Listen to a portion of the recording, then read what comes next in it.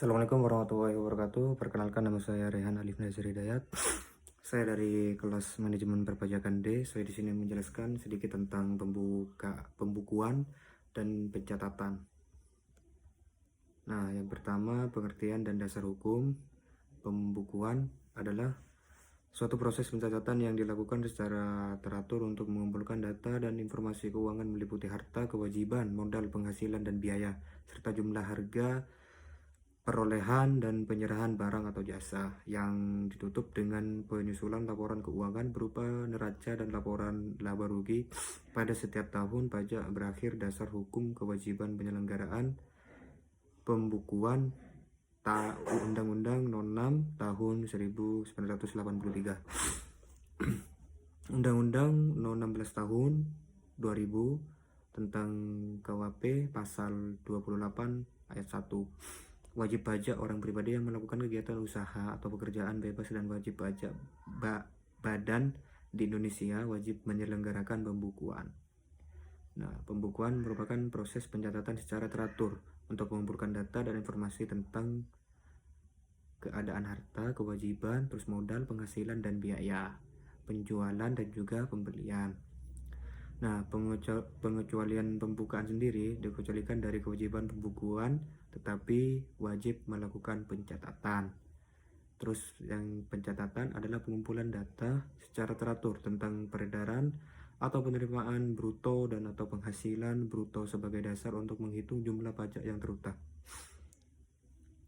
Terus pencatatan ini dilakukan oleh wajib pajak orang pribadi yang melakukan kegiatan usaha atau pekerjaan bebas yang menghasilkan bruto di bawah 60 juta dalam setahunnya.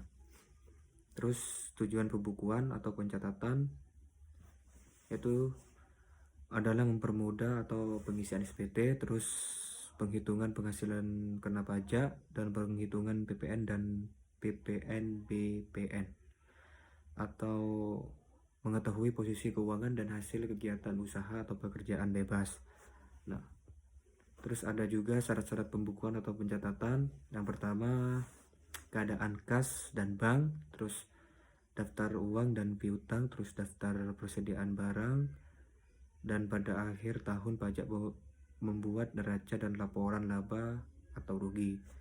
Nah, diselenggarakan di Indonesia dengan menggunakan huruf Latin, mata uang rupiah, dalam bahasa Indonesia atau bahasa asing yang diizinkan oleh Menteri Keuangan. Terus pembukuan dalam bahasa asing dan mata uang selain rupiah, atau pembukuan dalam bahasa asing dan mata uang selain rupiah diperbolehkan setelah mendapat izin dari Menteri Keuangan yang dilimpahkan kepada Direktur Jenderal Pajak, yaitu untuk WP dalam rangka penanaman modal asing atau PMA.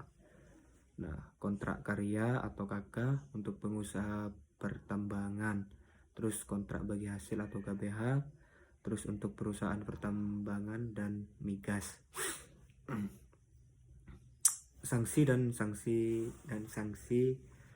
dan pidana. Nah, diwajib pajak tidak menyelenggarakan pembukuan atau pencatatan atau tidak memperlihatkan atau meminjamkan buku catatan atau dokumen sebagai dasar pembukuan sehingga tidak dapat diketahui besarnya pajak terutang.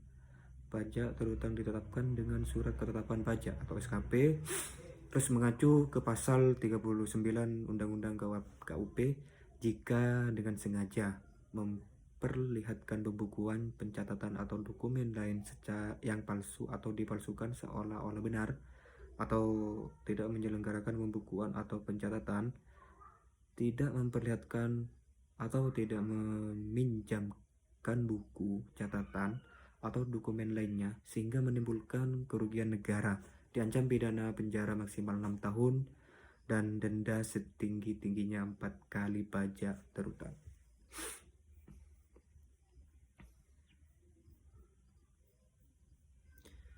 Nah, yang terakhir ada rekonsiliasi fiskal, yaitu merupakan proses rekonsiliasi atau laporan keuangan komersil untuk mengoreksi penghasilan dan atau yang tidak diakui oleh peraturan perundang-undangan perpajakan. Hasil rekonsiliasi fiskal adalah laporan keuangan lokal. Nah, mungkin itu saja yang dapat saya jelaskan. Kurang lebihnya saya mohon maaf. Assalamualaikum warahmatullahi wabarakatuh.